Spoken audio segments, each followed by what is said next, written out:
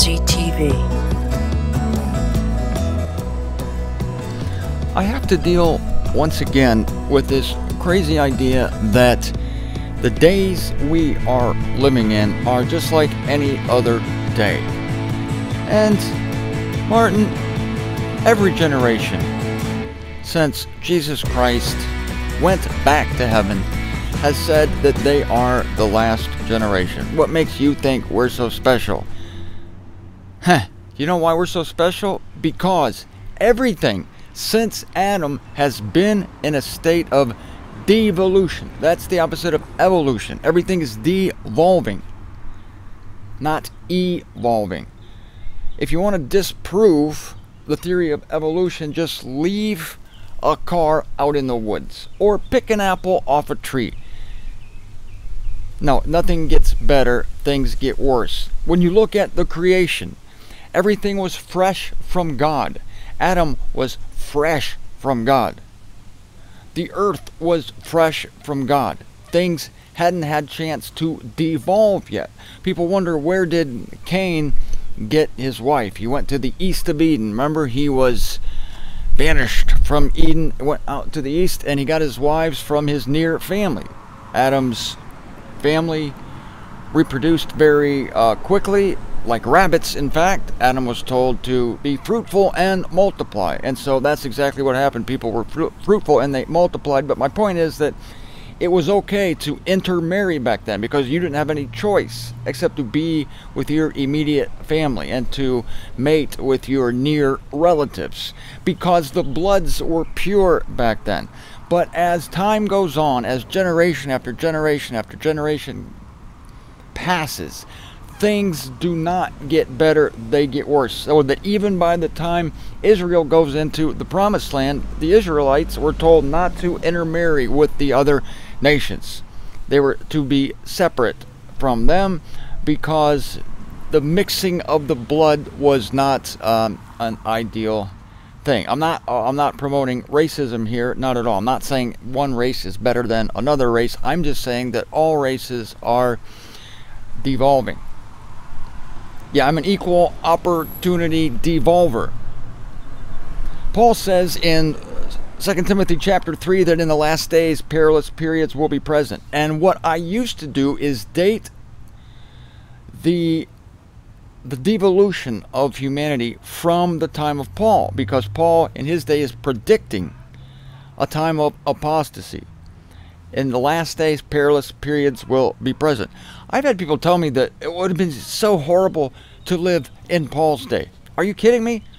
The apostasy had started in Paul's day, but it had not gotten as bad as it is today. The more time that goes and the more the message is transferred, it gets convoluted, it gets mixed with other messages, it becomes impure, it becomes an alloy, and it is a shadow of itself unless one is extremely careful with that message. So I'm saying this is true of the message. We have to be careful in this day.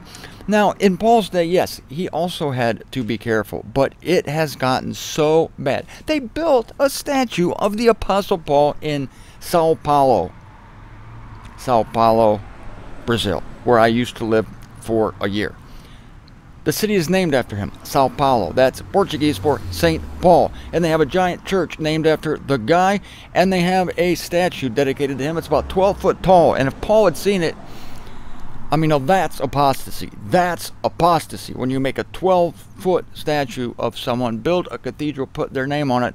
Not even in Paul's day could he have imagined that things would get that insane, that crazy, that they would make a god out of him, basically. Yes, a saint, indeed. Well, of course, we are all saints. A saint is one who is separated to God. But who would know that? Yes, the languages have devolved. After Adam, we had a pure language.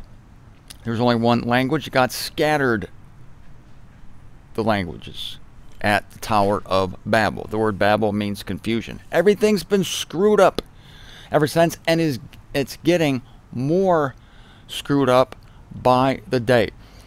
So what I'm doing now is I am no longer looking at the devolution of society, of humanity. I'm no longer beginning that horrid process from 2 Timothy chapter 3. In the last days, perilous periods will be present. I'm starting it from the sin of Adam and Eve in the Garden of Eden. That's where this thing began to devolve. Let's look at things before that. What happened before that? God was on a roll. He just rolled up his sleeves, made the earth. Yes, the earth did become a chaos and vacant. That's true. So already we're seeing a problem. But then God recovered from that quite nicely. Of course, it was all part of his plan. And the Spirit of God vibrates upon the waters. So taking a deep breath, we're going to, this is another important point. God now revitalizes that ruined earth. And we're starting afresh. So here comes Adam. Oh no, here comes the sea life. Here comes the land life. Here comes the flora and the fauna, and then Adam is created, and then Eve is removed from him. Things are fresh. Yeah, fresh. Hear that? Fresh. Wasn't that a Jolly Green Giant advertisement? Fresh from the garden. Ho, ho, ho. Green Giant. Yes, fresh from the garden. Adam and Eve. Then what happened? Yes, a little tragedy there. Well, it was a tragedy, relatively speaking, but we call it the fall of man. And yes, it was a process begun by God. It was ugly, but without it, we don't have the revelation of a Savior. But my point here is that downhill, to the point of Noah. Everything, you have to agree with me, everything went downhill from the time of Noah. Now, look at, I'm at the fence here. This is the fence cam. And we're at the studio at the fence. So, God creates the earth. It becomes a chaos and vacant. It goes down. Then God infuses a little life into it. Vibrates on the water. Brings out flora, fauna, sea life, Adam, Eve. And things are going better. But it never gets back up here. See, it goes okay. And then the sin, boom, it goes down again. Down all the way to Noah, where the whole generation of the earth is fouled, and God saves 8 people. So, boom, boom, boom, there goes the ark, boom, boom, boom, going along, and then new creation, if you will, comes out of the ark. So God, again, recovers. But it doesn't recover to the point it was before. So even though we're having some infusions of life, we are looking at a vast degeneration, devolution, vast, starting not in the 1st century, starting at the creation. So Noah gets out of the boat. Before long, and things go bad again, right? And humanity is screwed up once again. Then God calls Abraham. Again, he's recovering, not literally recovering. It's all part of the plan. It's all plan A, but it looks like a recovery. Well, I'm going to call out one man, and I'm going to build a nation out of him. It's going to be the nation Israel. So here comes Israel, and that's a recovery, but then they become sinners. They become sinful. I'm telling you, it is a steady, step-by-step down. And what is so embarrassing to me, or when people mention this, they say, we are such a developed generation. We have all this technology, and we have, 5G internet, 5G phone towers. We have perfected food. We can make food now, and we have all sorts of wonderful pesticides, and the yields are terrific. We have terrific yields, but the food is all practically poisonous. So again, the fact that we are alive today is a miracle. We have no idea until we get out of here how treacherous this has been.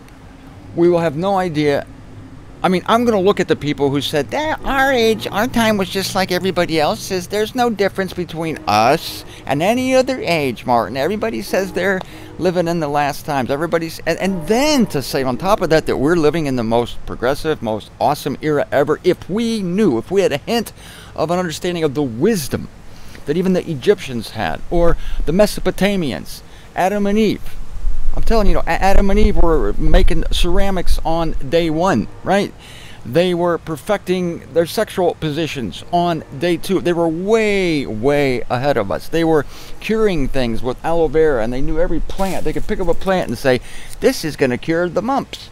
Yeah, and they can pick up a different plant, and they say, this will cure indigestion. I mean, they were geniuses. They could probably set bones, do surgeries. But we have no idea how stupid we are compared to former generations. Doop, doop, doop, doop, doop, doop. Down, down, down we go. I say this to you to let you know why you're having a bad day. This is why. This is why. And that if the days were not shortened, well, yeah. What's that? They're telling me, yes, that's true. Jesus Christ was another infusion of life. That's true. When Jesus Christ came on the earth, that was another infusion. Yes, that was another recovery, if you will. But then, in the 2,000 years since then, it has been down. And if we could see the technology and the wonderment and the mountaintop of Eden, and compare it to where we are now, folks, this ain't Eden. Okay, I mean, it's not bad. I'm gonna show you a little bit over here. Look, this is not bad. But it's not good. Look at this. Look at this ladder down here. It's not the Garden of Eden, people. I got traffic. I got cars going down here. I mean, it's not. Look at a stack of bricks. You'd never see a stack of bricks in the Garden of Eden. It's horrible. It's horrible. It sounds like I'm complaining. No, I'm just a reality check for you and for me. That unless the days were discounted, no flesh at all would be saved. Why? Because we're not as smart as we think we are. We're not as progressive as we think we are. We're not as developed as we think we are, and it is high time, because 6,000 years from Adam is almost expired. 10 more years by my calculations and the calculations of others until 6,000 years from Adam has expired. Humanity has been on the stage of life for 6,000 years, and this